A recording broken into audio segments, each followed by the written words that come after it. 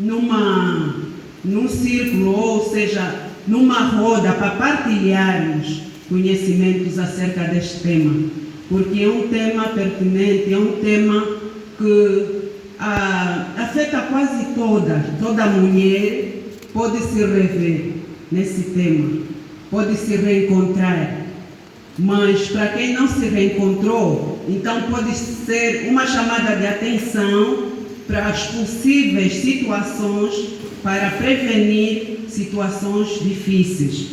Estamos diante de um tema que é a mulher e os traumas emocionais. Amém? Podemos passar a mulher e os traumas emocionais. A mulher e os traumas emocionais. Ainda não ouvi nada. Mais uma vez. A mulher e os traumas emocionais. Amém. Então, desde quarta-feira, estamos tratando de assuntos relacionados com mulheres. Nós vimos que a mulher foi criada por Deus, foi criada com um propósito específico, de ser adjuntora, de ser auxiliadora, e aprendemos muito acerca do propósito pelo qual Deus criou a mulher. Também vimos que Deus capacitou a mulher de tal maneira que ela tem tantas habilidades que com elas ela é capaz de fazer muitas coisas e auxiliar e fazer com que a sociedade seja melhor. Aprendemos também que com o pecado a mulher tem sido desvalorizada, mas mesmo assim a Bíblia nos diz que a mulher que teme ao Senhor, ela é louvada. E a mesma Bíblia nos diz em Provérbios que a mulher virtuosa, o seu valor excede os de rubim. Então podemos aqui perceber que a mulher não é uma criatura qualquer, mas é uma criatura de Deus, mas feita com um propósito muito, muito profundo naquilo que é a visão de Deus. Hoje estamos a falar da mulher e os traumas emocionais. Então, o que são traumas? A palavra trauma, no grego, significa ferida. Hoje estamos a tratar de um tema, posso assim dizer, que é de saúde mental. É um tema que acredito que vai nos ajudar a nos reencontrarmos, porque muitas das vezes nós exibimos uma saúde aparente, mas por cima, por baixo de máscaras, com corações doridos, com corações quebrantados, e Deus, através do seu Espírito, hoje quer tratar o nosso interior. Então, definindo traumas, é o resultado da vivência de uma experiência que causou intensa dor, que deixa uma ferida na alma, tendo origem no exterior e afeta o nosso interior. Então, como é que surgem os traumas? O trauma surge de um impacto maior do que a capacidade de suportarmos. O trauma, sim, é uma experiência que causou dor, abrindo uma ferida na alma e gerando sofrimento. E essa ferida ou esse sofrimento vai afetar profundamente o comportamento, pensamentos, sentimentos da pessoa afetada, formando assim uma memória traumática. É assim, acontece uma situação muito intensa que gera dor na alma e no momento a pessoa não tem a capacidade de gerir, então se forma aí uma memória traumática. Vamos explicar o que é isso. A memória traumática é formada na nossa alma, na nossa mente, ela nos traz, é formada através de sons e imaginação. Normalmente, numa memória traumática, nós encontramos que a pessoa tem um som que lhe assombra, uma voz que vai falando e uma visão que vai aparecendo de tempo em tempo do episódio vivido e que não conseguiu gerir. Esta memória traumática fica gravada lá dentro, no subconsciente, provocando manifestações de emoções negativas. Dissemos aqui há pouco tempo que os traumas afetam os sentimentos, afetam os pensamentos, afetam o comportamento. De igual forma, elas vão manifestando emoções negativas, tais como a raiva, o ódio, ciúmes, medo, amargura, ressentimentos. Essas emoções vão surgindo no decorrer da vida da pessoa. São emoções com um impacto muito forte. São impulsos descontrolados muitas das vezes. Nós encontramos pessoas que ardem em ira. É uma ira inexplicável. Então, os traumas afetam diretamente os nossos conceitos. A forma de encarar as coisas muda em função da vivência, em função daquilo que nós experimentamos. Afeta também os nossos sentimentos, como já dissemos, vão afetar também os nossos relacionamentos. Aí é onde está o maior, digo assim, problema.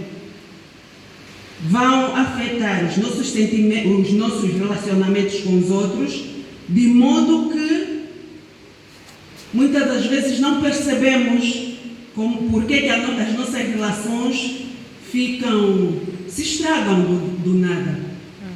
Também vão afetar a forma como nós encaramos a Deus. Uma pessoa com traumas profundos na alma é capaz de aceitar a Cristo, é capaz de forma sincera entregar a sua vida a Cristo, receber a salvação, e a salvação nos garante vida eterna, mas de tempo em tempo, ou seja, a vida dela não flui. Há áreas que fazem com que a sua vida não flua, não dê frutos, por causa da forma como encara a Deus, por causa da forma como encara a vida. Esses traumas também vão afetar a forma como olhamos para nós mesmas. Vamos chegar já aí à frente. Então, podemos assim perceber que os traumas têm causa. Vamos ver aqui algumas causas dos traumas que as pessoas já experimentaram. Também para frisar aqui que o trauma surge, conforme já dissemos, que surge de uma situação em que nós não temos a capacidade de suportar. Porque uma situação, cada pessoa experimenta isso de forma diferente. Cada pessoa tem a sua própria forma de reagir em situações de risco. Normalmente, o trauma surge quando a pessoa está numa situação de risco, de perder a vida, de um susto muito forte. Então, mas nem todos, na mesma situação, podem sair traumatizados. Os indivíduos possuem determinada capacidade singular de lidar com os eventos estressantes da vida. Cada indivíduo tem a sua forma singular de lidar com as situações difíceis da vida. Isso tem a ver com o temperamento, tem a ver principalmente com a personalidade, a forma como uma pessoa foi forjada, quais são os medos, quais são as doutrinas, quais são os ensinamentos, qual foi a educação, vai influenciar de uma ou de outra forma na reação diante do evento traumatizante. Cada pessoa tem um limite diferente frente a um evento que pode causar ou gerar trauma. O que pode gerar trauma para mim, para ti pode ser algo banal. Por exemplo, estamos diante de um acidente de viação, né? Um carro. Alguém pode sair tão traumatizado ao ponto de andar de carro, porque se calhar aquele evento é repetição de um outro que já vivenciou. Mas para quem, para ele é pela primeira vez, pode até dar desconto e dar graças a Deus porque não morreu e glorificar a Deus, tocar a vida para frente. Mas para uma outra pessoa pode ser uma situação tão difícil em que não consiga mais fazer esse troço benguela no bito.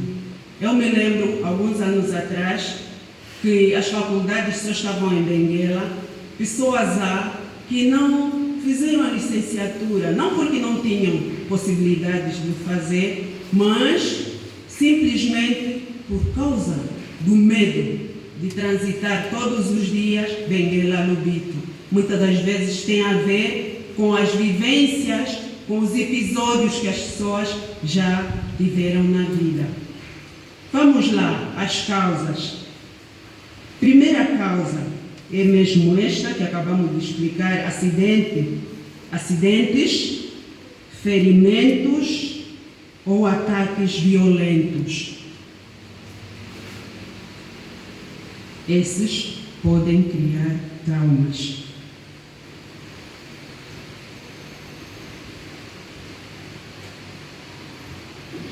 Outra causa pode ser um estresse constante. Uma pessoa que vive num ambiente de estresse constante também pode ficar traumatizada com aquele ambiente que vive no seu dia a dia. Pode carregar aquele episódio, aquela visão dentro de si. Lutas contra doenças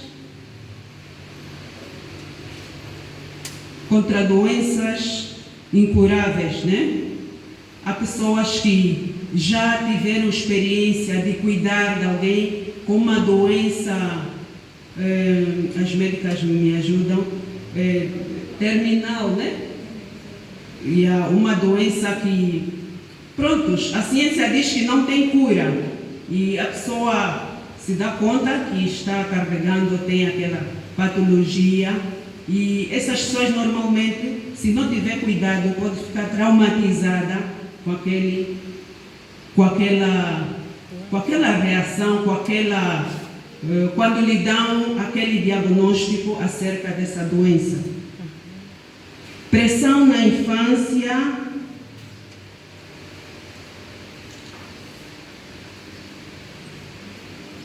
Pressão na infância que criou um choque emocional.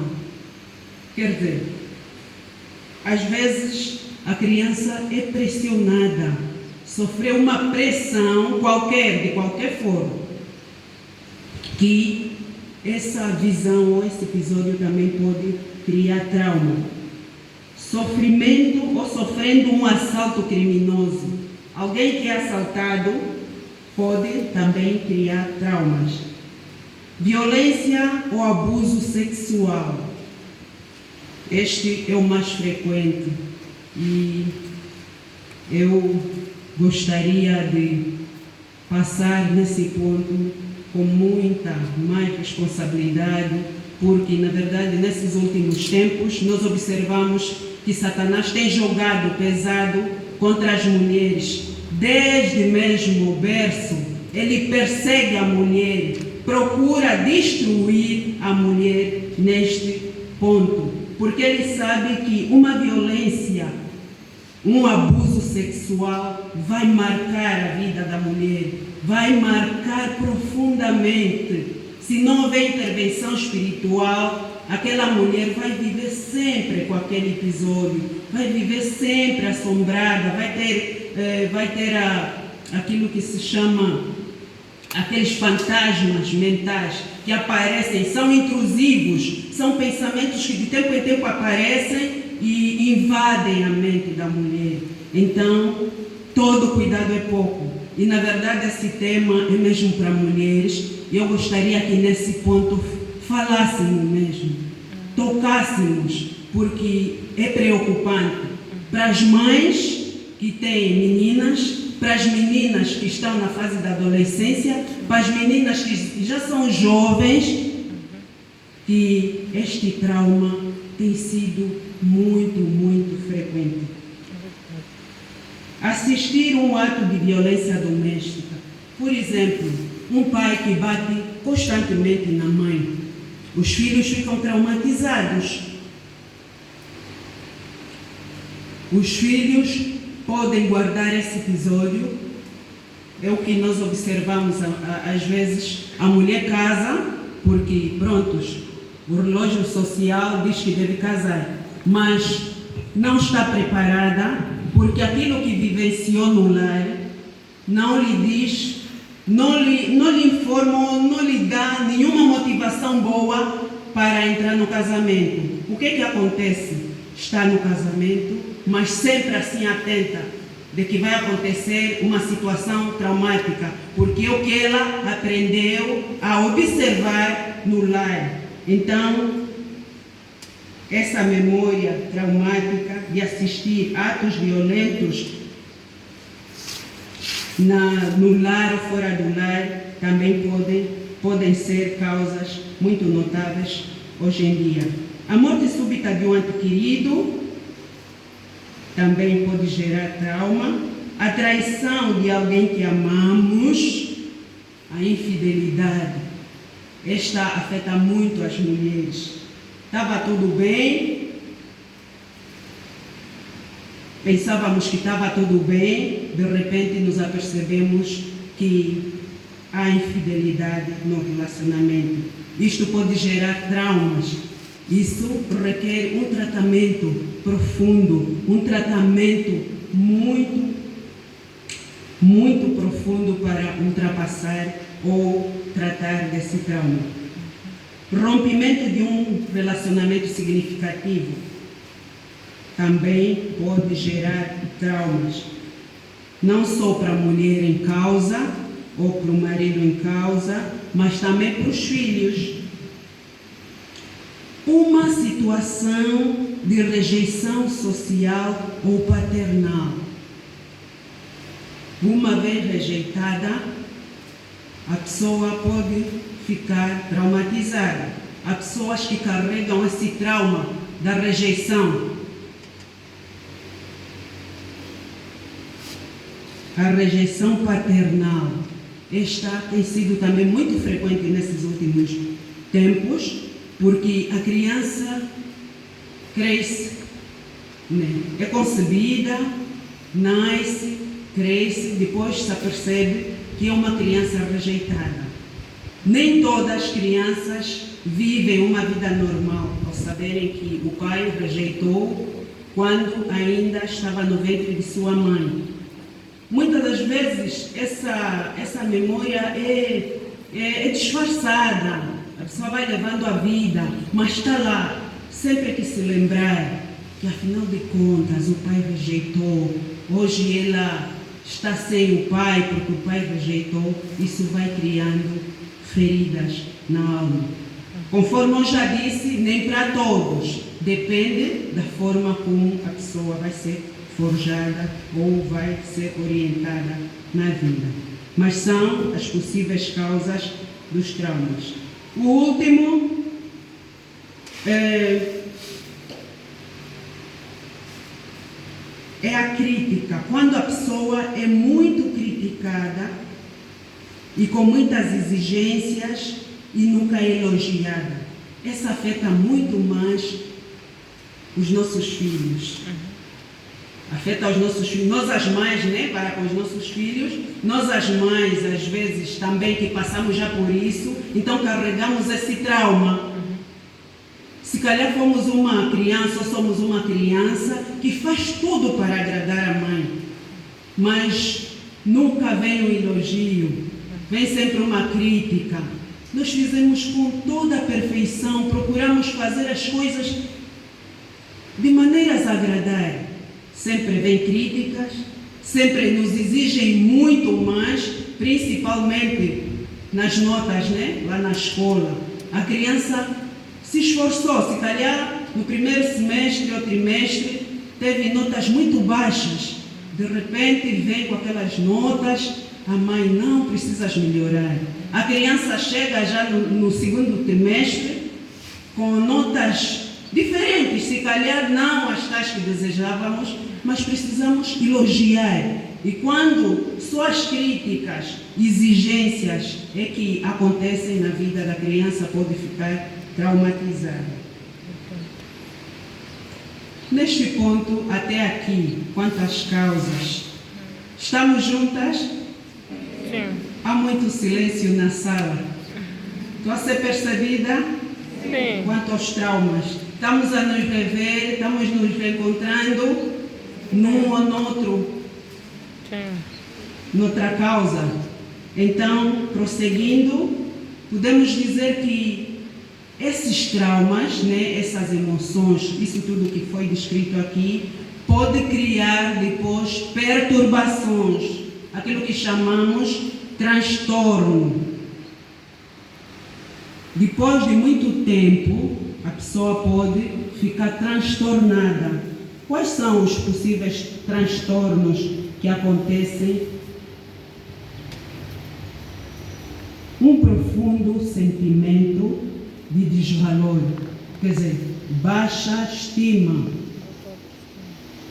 A pessoa que foi abusada chega a dizer, eu já não presto para nada. Então, este é o maior problema que se instala na mente. Ansiedade. Ansiedade que normalmente é manifesta com ataques de pânico. Aqui pode, por exemplo, alguém que experimentou carrega dentro de si um trauma de acidente, se aqui houver um estrondo mesmo forte, tipo de carros colidirem, nós vamos ver aqui que cada uma vai reagir de forma diferente. Há quem vai se levantar, vai sair. Há quem vai olhar apenas para trás para saber o que é que se passa. Há quem vai gritar. Então, isso tem a ver, muitas das vezes, com o trauma instalado, que ali depois criou essa perturbação ou esse transtorno da ansiedade que fica com ataques de pânico. Isso se emprega em várias outras áreas da vida. O medo descontrolado de enfrentar desafios.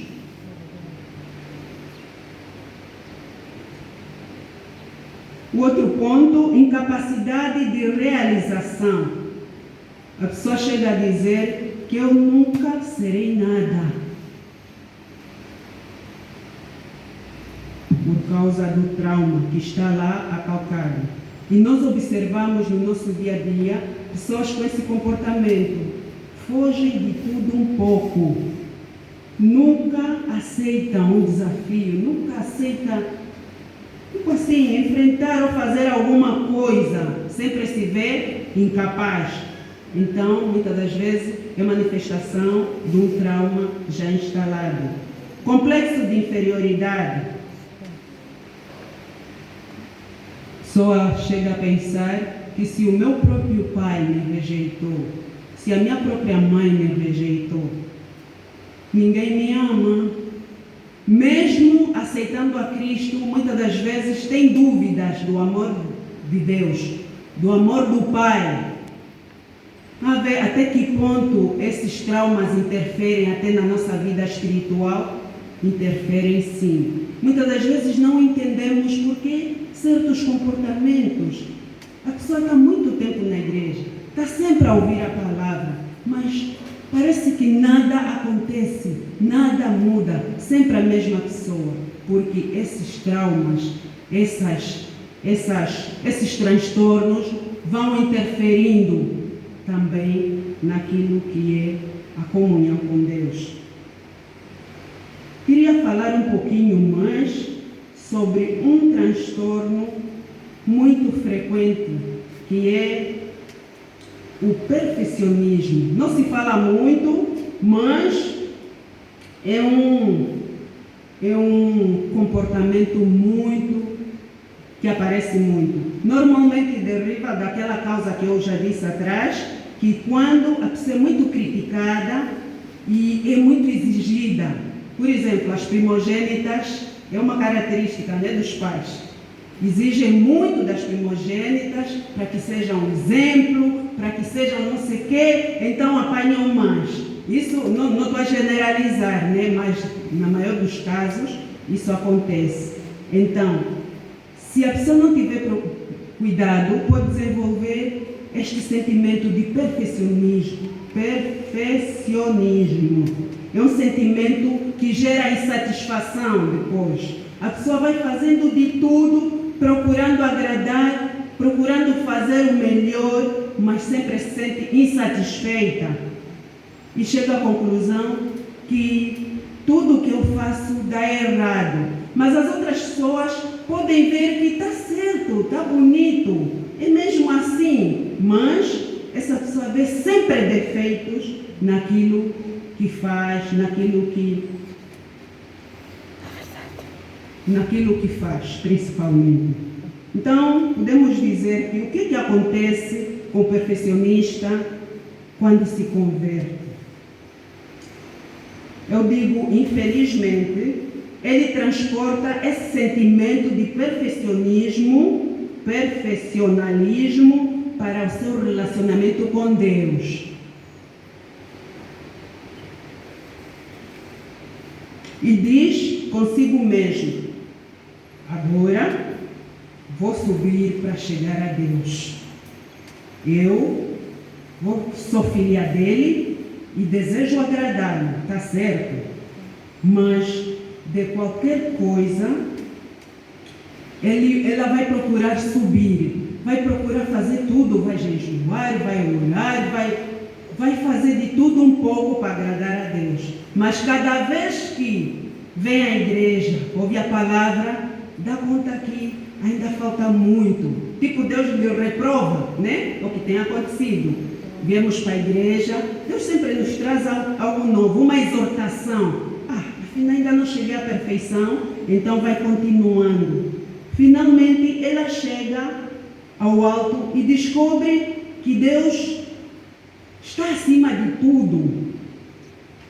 E ali ela, se não tiver cuidado, pode cair na derrota, pode voltar para trás e dizer que eu não consigo agradar a Deus, eu não tenho chamado para isso.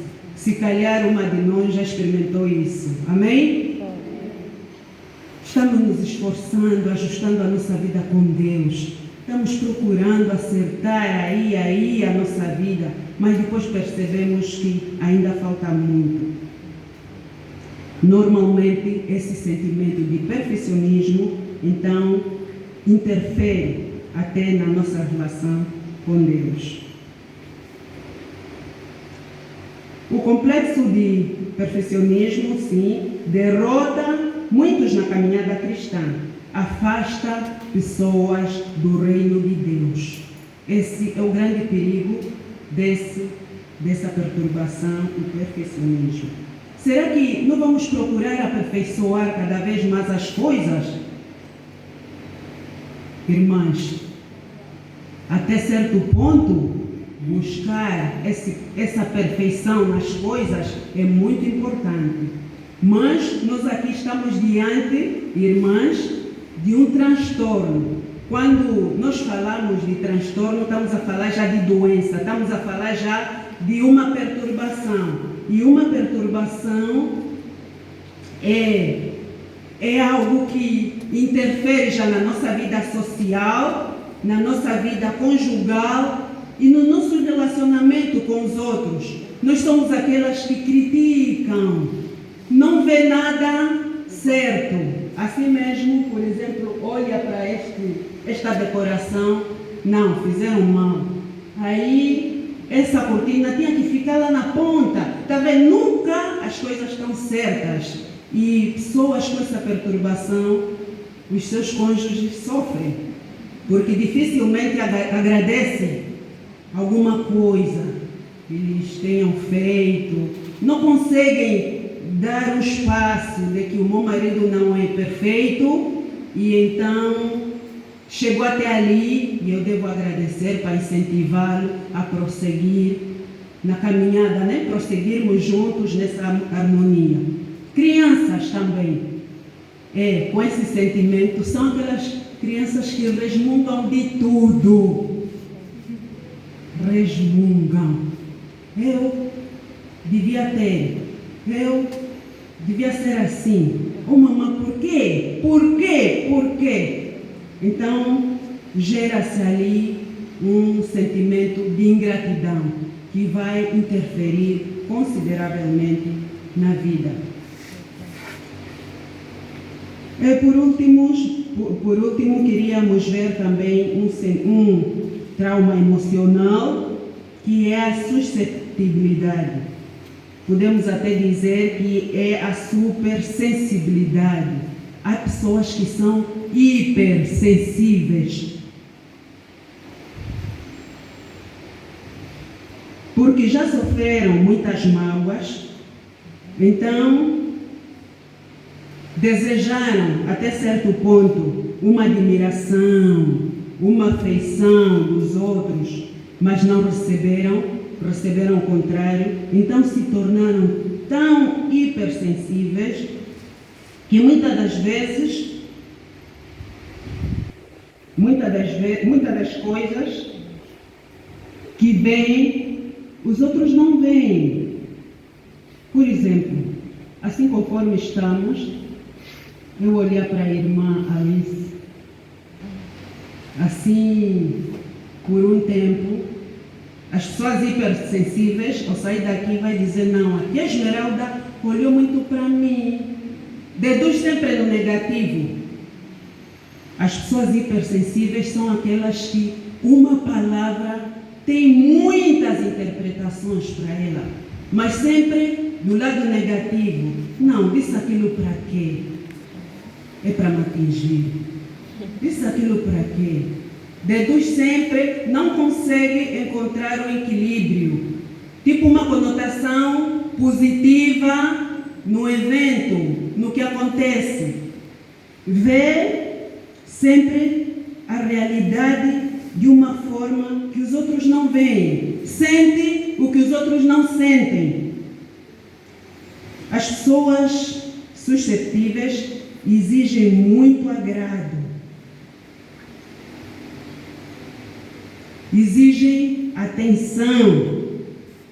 E mesmo que se lhes dê essa atenção, nunca estão satisfeitas. Não é suficiente essa atenção. Em alguns casos, elas se tornam duras. Elas vão de um extremo ao outro. De um lado hipersensível, do outro lado duronas. Então, isto também interfere na relação com Deus. Isto impede o fluir de Deus na vida dessas pessoas. Por quê? Porque essas pessoas normalmente sofreram tantas mágoas, que em vez de se tornarem sensíveis, no verdadeiro sentido, né? No normal, mas elas camuflaram esse sentimento e se tornam duronas, né? Alguns dizem. Elas são muito vingativas, procuram sempre um momento de se vingar. Tal pessoa, se está ao teu lado, você nunca sabe que está mal contigo ou carrega uma mágoa contra ti. Mas ela vai vigiando, vai te acompanhando até encontrar um ponto fraco para manifestar que afinal está má contigo. Então, nisso precisa-se a intervenção, a cura divina, para que isso tudo seja sarado, de modos a encontrar uma cura perfeita. Nesta emoção, nesse trauma emocional, o mais perigoso é que fica no subconsciente. Nem sempre a pessoa se dá conta. Mas num momento como este, nós podemos avaliar até que ponto nós somos sensíveis, até que ponto nós somos hipersensíveis. Isso a partir daquilo que está lá dentro do nosso coração. Se o nosso coração está limpo, está aberto, tem paz com todos, ou então carregamos algumas pessoas dentro de nós. Há pessoas que eu digo sempre, carregam as outras para a cama. Vai dormir, está a carregar alguém. Aquilo que aconteceu mesmo de dia, a fulana parece que queria mesmo me atingir. Aquilo que ela disse, está aí mesmo para a cama, está a dormir, mas está a carregar a irmã. E vai se levantando, a irmã nem sabe que está sendo carregada. Então, essa emoção é muito perigosa. Normalmente essas pessoas são tão discretas, essa emoção é tão, digo assim, o diabo usa de forma astuta, porque quando já estamos na perturbação, ali mesmo posso assim dizer que os demônios também, muitas das vezes, usam essas pessoas. Essas pessoas normalmente passam a vida a empurrar os outros para o lado, a magoar, porque aquilo que carregam é o que tiram. Elas procuram dominar as pessoas e se utilizam de algumas armas, que é para dominar, tem que ter poder, tem que ter dinheiro, posição, autoridade. Há quem usa também o sexo para estar no controle. Então, enfim, isso vai interferir. Interfere ou não interfere na nossa comunhão com Deus? Irmãs, estamos juntas? Alguém está a dormir? Amém. Espero que não. Então, para dizer que o hipersensível precisa mesmo da mão de Deus, precisa de uma visitação mais profunda, que não só para no espírito, né, que é o novo nascimento, mas aí deve começar um outro processo na alma. É um processo, eu posso assim dizer, é um processo de libertação. Quando nós, o homem é feito de corpo, alma e espírito, recebemos Jesus Cristo no espírito. Ele habita no nosso espírito. Isso é pela fé. Nós acreditamos, é automático. Jesus entrou, temos vida eterna, está tudo feito. Mas agora esse Jesus tem que sair, tem que passar na alma, tem que chegar até o nosso exterior. Muitas das vezes, quando essa crosta não é quebrada, que se encontra na alma, ela vai interferindo na vida da pessoa, de modos a não conseguir desfrutar da vida que tem em Cristo Jesus. Então, daí a grande necessidade de tocarmos nessas emoções, nesses traumas emocionais que muitas das vezes marcaram a nossa vida na infância, na adolescência ou na juventude, ou mesmo no lar. Há quem se calhar cresceu tão bem, nunca passou por um trauma, nada mexeu com ele, mas entrou no casamento, um evento aconteceu e isso criou este problema. Mas a saída em Cristo Jesus. Normalmente pessoas hipersensíveis são aquelas que não entram no jogo, eu posso assim dizer, no jogo. Assim conforme estamos, elas têm sempre um detalhe. Aquilo, não entro no jogo, mas por quê? Porque o árbitro, ou seja, não entro nesse grupo porque a irmã está líder, tem não sei quem. Não entro porque a bola que estão a usar não é tão redonda. Vê sempre algo, foge sempre em alguma coisa para esconder essa hipersensibilidade para que não seja tocada. E vai vivendo assim, numa crosta, vedado, e na vida não acontece nada. Cria estagnação, cria muitos problemas que podíamos aqui referir. Mas podemos assim dizer que esse transtorno da hipersensibilidade tem cura divina. Com a restauração divina, com os pontos que vamos ver aqui, como encontrar cura, eu creio que se a irmã prestar bem atenção, se a irmã se apegar nestes pontos que vamos levantar aqui, poderá, sem falta, com a ajuda de Deus, encontrar a cura. Primeiro ponto. Encare o problema de frente.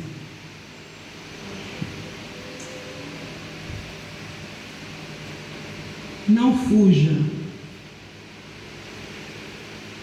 Enfrente. Reconheça o problema a nível do consciente.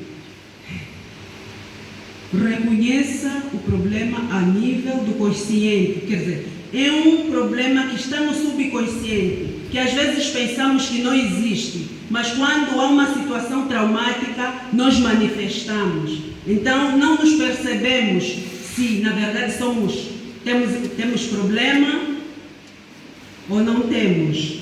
Mas, se fizermos uma mesa redonda com o nosso eu, sentar e perguntarmos, procurarmos quem somos realmente, poderemos encontrar a resposta. A partir das situações que acontecem na nossa vida, nos nossos relacionamentos. Por que sou assim?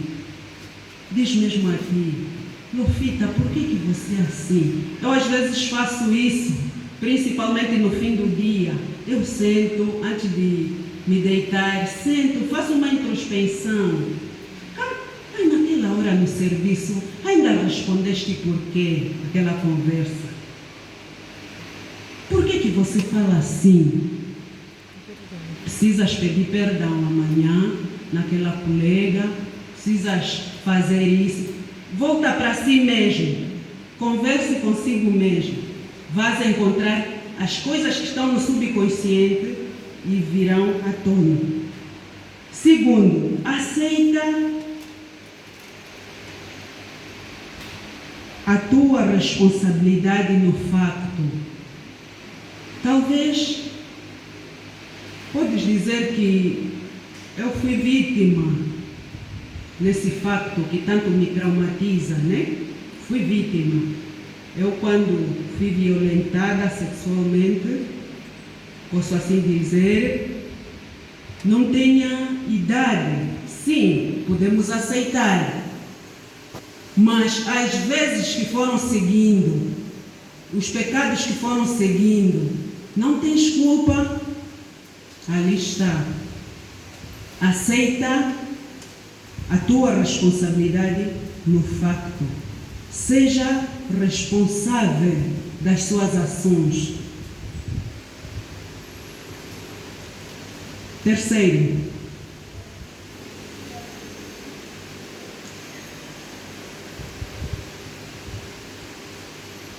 para sermos curados,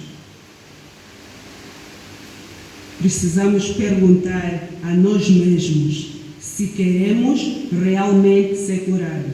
Posso assim formular? Perguntar a nós mesmos se desejamos realmente sermos curados. podíamos ver na história de São João, podemos aqui dizer, João 5:6, encontramos aí a história de um paralítico que jazia há 38 anos deitado lá no tanque, onde as pessoas eram curadas, em Betesda. Então, Jesus, ao se aproximar a ele, Jesus sabia que ele estava aí há 38 anos, mas perguntou se realmente queria ser curado.